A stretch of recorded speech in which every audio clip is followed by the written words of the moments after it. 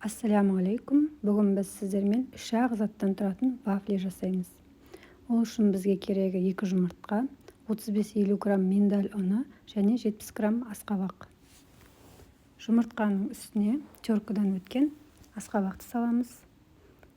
35-50 грамм миндаль ұнын саламыз және тұзды саламыз. Барлығын жақсылап араластырамыз.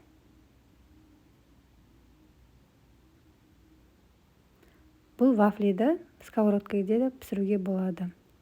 Қызып тұрған вафельницаға 1 ас қасық вафлиді салып, дайын болғанша пісіреміз.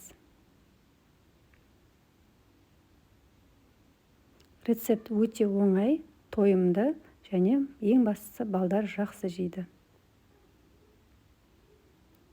Осы рецептпен менде 6 вафли шықты.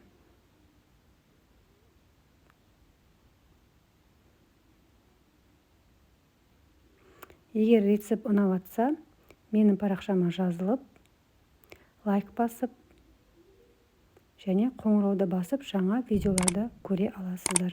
Сіздермен бірге болған Рахат Усенова.